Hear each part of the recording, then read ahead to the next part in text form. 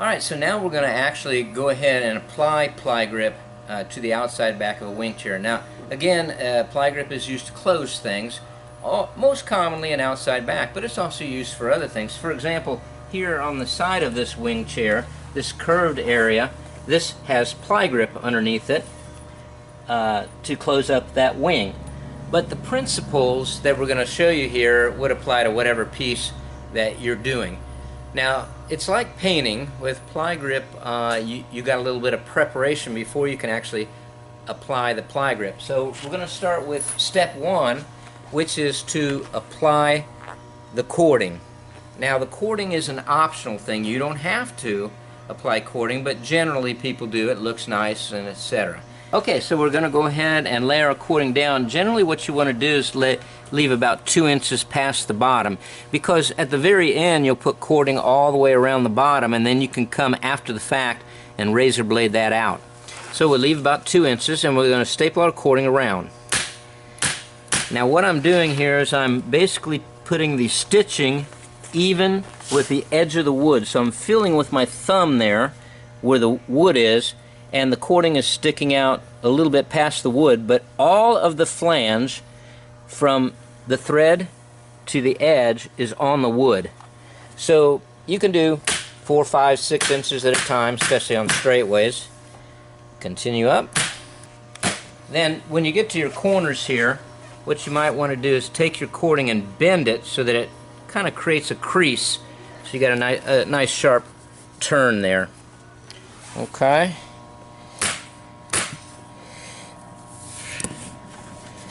Some people, if it's thick fabric, you can trim that out a little bit. Okay, now we follow the cording around the curve here.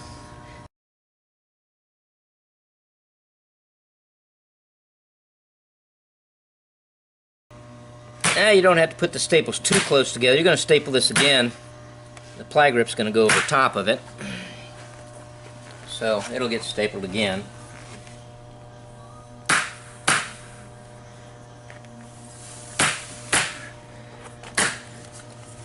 And then you cut it again about 2 inches past.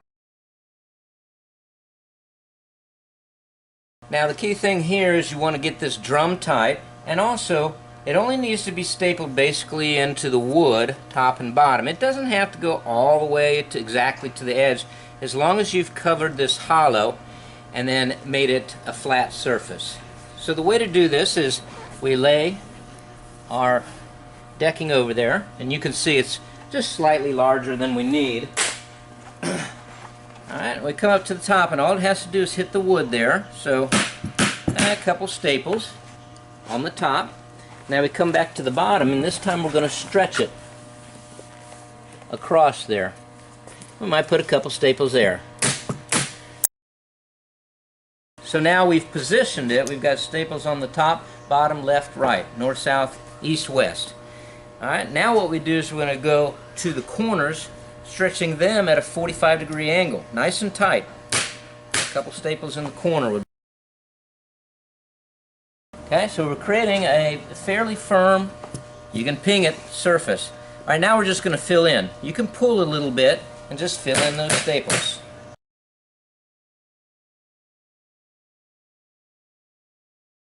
Okay, so now it's all filled in, and see, this is nice and tight. That's the key. So if I was to put a quarter or bounce something, say it bounces off. Okay, so it's pretty firm. Okay, now you could trim this out, or if you want to just do it quicker, all you have to do is really just fold it over like that.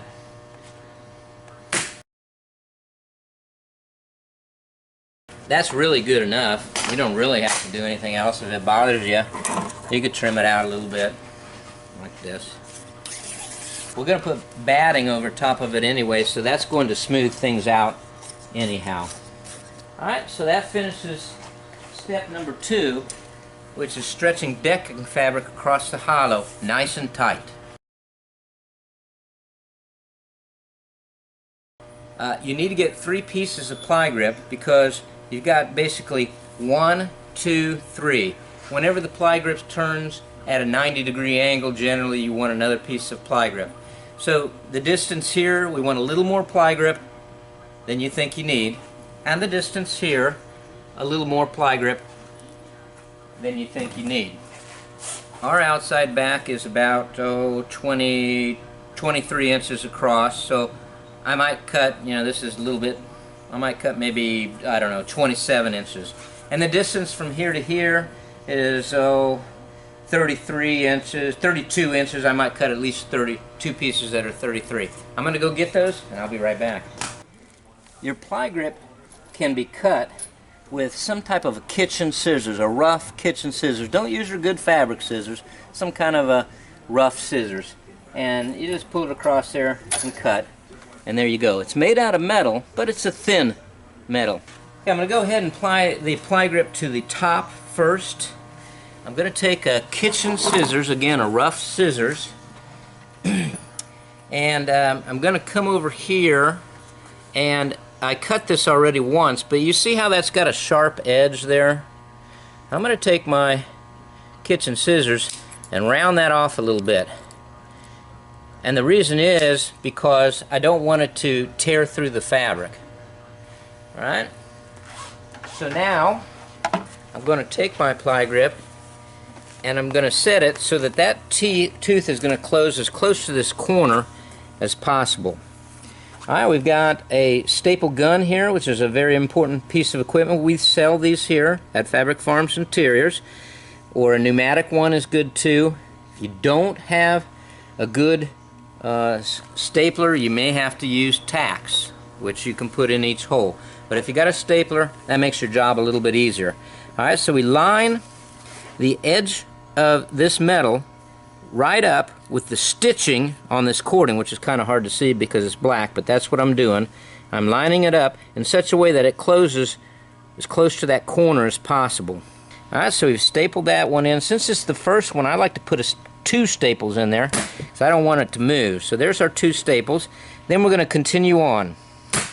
Now you can skip a staple every now and then if you want to. We're going to come back and put a staple in every spot. Now notice that the holes are to the outside. Very, very important. If you accidentally put the holes to the inside, you'll have to rip your ply grip out and you have to buy a new ply grip, because once you tear it out, it's pretty much done. And I'm lining that up with the stitching right there. Okay, you don't want it too far away because then when it closes, it won't close on the cording. So make sure that you've got it nicely lined. I'm skipping a little bit.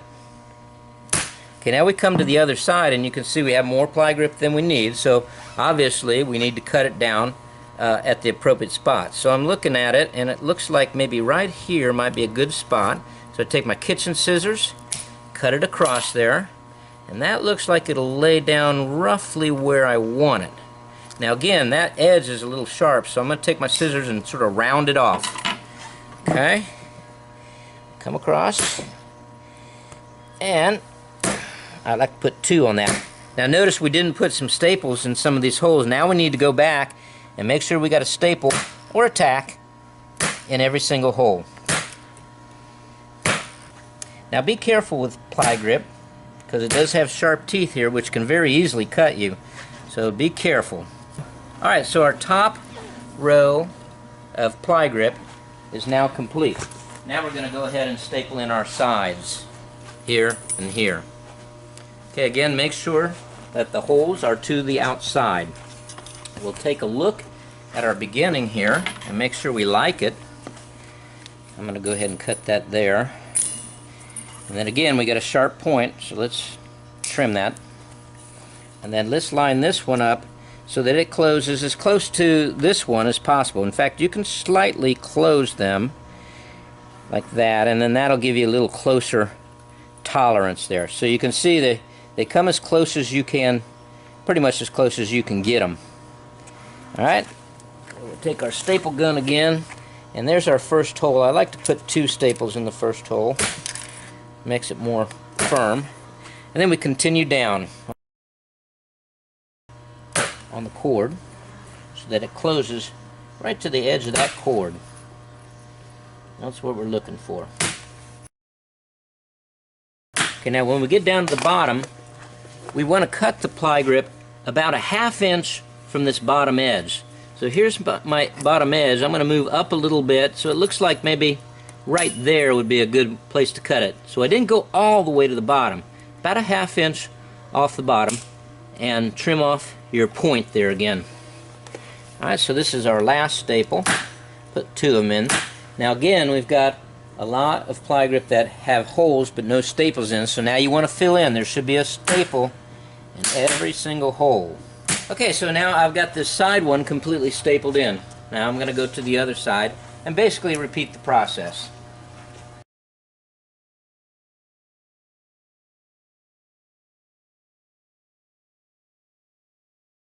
Last time, the ply grip only has to go within a 1/2 inch of this edge. So there's the edge. Move back a 1/2 inch. It looks like if I cut it about right there, that gives me about a 1/2 inch. Again, trim the sharp edge there. Oops. And we'll come over here and fill that in. Okay, now we've got to fill in all of our holes. Every hole should have a staple or a tack. Okay, we're ready for step number 4, which is to apply a thin layer of batting. This is the thin batting. We sell this here at Fabric Farms. It happens to be 30 inches wide, so that's plenty because this is only about 24 across, and so I got roughly a yard. This is more than we need, but we're going to go ahead and apply that. So here we go. You just go ahead and take your batting and lay it so it covers the entire area, and then very simply you're just going to take your stapler, and in a few places just behind the ply grip you go ahead and put a few staples.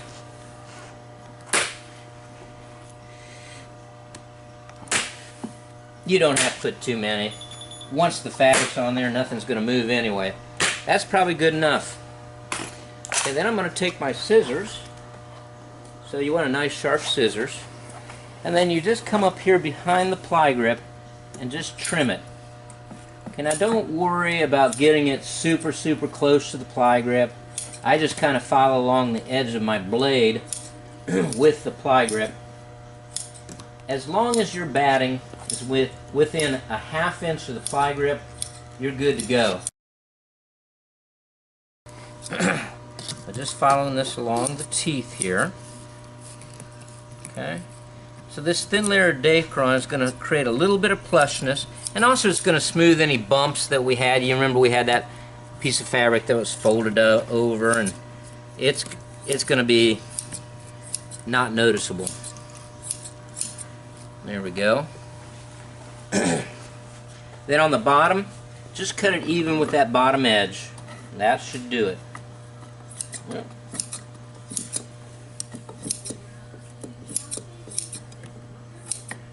Alright, we have applied the polyester or Dacron batting. Okay, we're ready for step number 5, which is to partially close the ply grip. Alright, so be careful when you're closing the ply grip because you can cut yourself. Just take your thumb and you're going to close that, oh, I don't know, not even halfway, about halfway. Okay, so you can see it's not straight up anymore, it's slightly bent in. So it'll take a little while.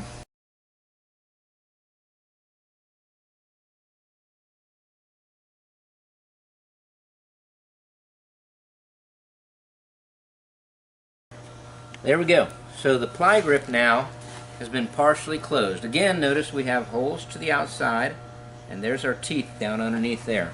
We're ready for step number 6. There we are. Okay, now with our center points marked with a notch and a mark on the fabric and on the bottom there, we'll go ahead and line things up. So we're going to lay this such that we have plenty of room extra all the way around. We can trim things out after the fact. So we're going to get, I call this a tucker tool. You could use a envelope opener, I suppose would work. No, but wouldn't. we call this it wouldn't work as good though. We call this a regulator, and it's got this flat section here which will enable us to tuck the fabric underneath the teeth of the ply grip. We're going to do a tuck or a staple in the middle of 4 sides. we'll start here at the top. There's our mark, our notch, there's our mark, and we'll pull it so that we have at least a couple inches past there. And we're going to go ahead and do a tuck right there. See how I've done that? Now, if you press kind of up, you'll feel that the teeth begin to engage in the fabric. You can even close it just a little bit. Alright, so we've got the middle of the top. Now we're going to go down to the bottom, right here. We'll find our notch right here, and this is the imaginary line where the notch is, and right here's our mark. Okay, so we're going to make sure that that's lined up properly there. Don't pull too hard, but just enough that you can see just a small ripple of tension there, because it'll get tighter as we go. And we'll put a staple in the bottom, maybe two. If you want, you can turn your staple slightly sideways, and that will produce staples that don't go in all the way. That's kind of nice, because at the end it's possible you may have to take these back out again, and it's a lot easier if you've got them sticking out a little bit. So we've secured it on the top and the bottom. Now we're going to secure the two sides. The two sides, of course, have Pli-Grip in them. Alright, we're not going to worry about any marks or anything, but there's our Pli-Grip. Okay, and we're going to trim this, and we're going to tuck that in on the side. Rub it back and forth a little bit so that the teeth engage, and you might even close it just a little bit. Now we're going to the opposite side, and we're going to tuck a little bit of fabric into those teeth, like so. Okay, so we've secured our fabric on the north, south, east, west, top, bottom, left, right. Now we want to secure the corners a little bit. So go closer to the corner here, and we're going to pull slightly at a 45-degree angle, not hard, and we'll do a little tuck right there. Okay, we'll come up here, and we'll pull a little bit at a 45-degree angle. We'll do a little tuck right there. Come over here, and again we're going to pull at a slight 45-degree angle, not hard, and do a tuck right here. And notice I'm pressing it closed a little bit, not all the way. Okay, go to this corner.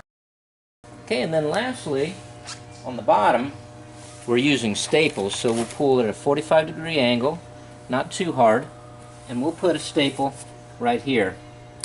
I set my staple slightly sideways so that that staple sticks up a little bit. And then lastly, we'll come on over here, and we'll put a staple here. Okay, now things are starting to shape up. So what we're going to do now is fill in, okay? So I'm going to start here at the bottom, and I'll fill in from here to the bottom. There we go. I'm going to close it a little bit as we go, no problem.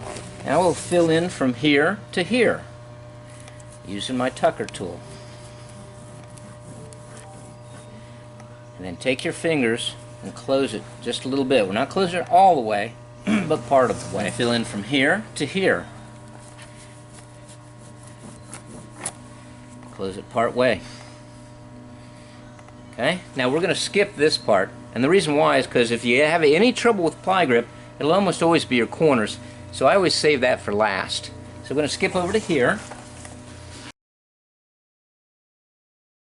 Filled in all the way across here, all the way across here, all the way across top. All we have to do now is the corners. I'd like to concentrate on those a little bit more. So let's come over to the corners here. We want to make sure that that's nicely tucked in.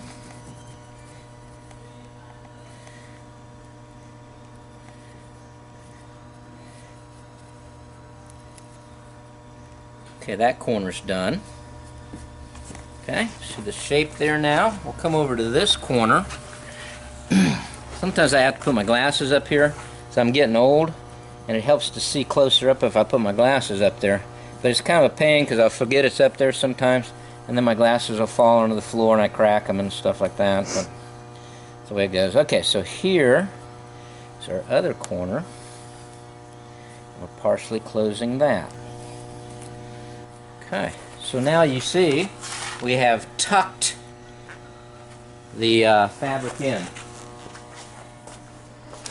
So start at the bottom. Find your last piece of Pli-Grip. Cut directly to that last piece of Pli-Grip that you can feel there. Now we're going to trim this all the way around.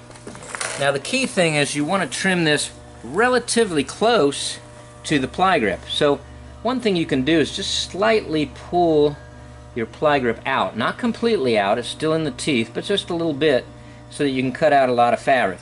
Then take your scissors and you're going to do what I call little nips. You're going to maybe do a 1/4 inch of fabric at a time, making sure that you get it relatively close to the edge of the ply grip.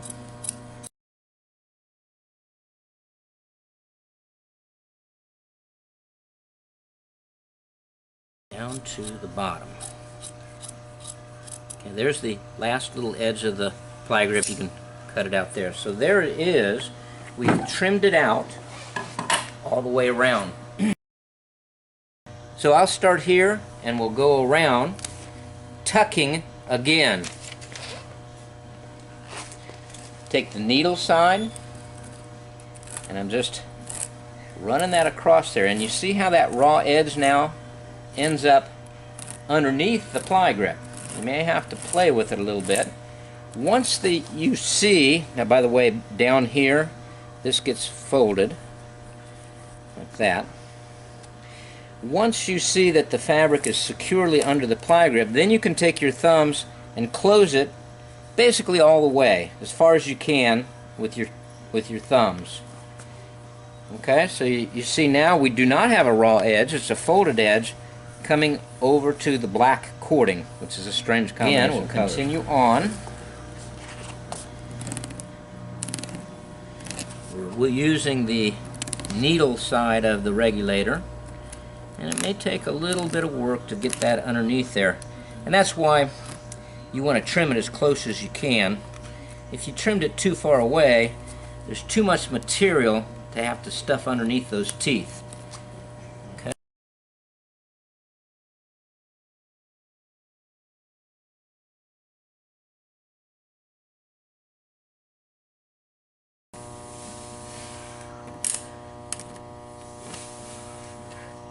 Okay, this last little part just gets folded downward like that, so it continues the fold, could say. Okay, now usually what they do on this part here, just come over to the crotch there and you cut that. Same thing here, cut that. Then you cut it a 1/2 inch below, about right there. There's the cut, about a 1/2 inch down. This gets stapled down here, this gets stapled down here. This just usually just gets folded under like that. And you can usually, if you're real careful, you can put a staple right there on the bottom. And then this gets folded under too, like that. But I'm not really going to show you that. Now the last step, on step 9, we've tucked it again, but then we're going to hammer.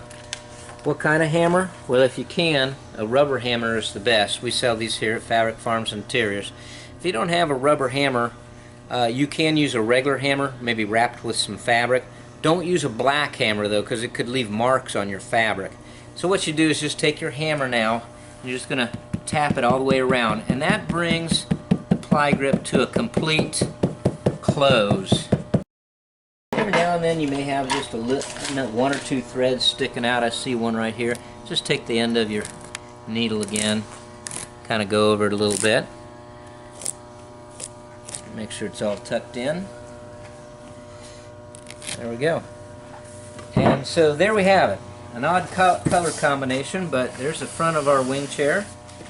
Here's our cording, and then we have our outside back, which we closed using ply grip.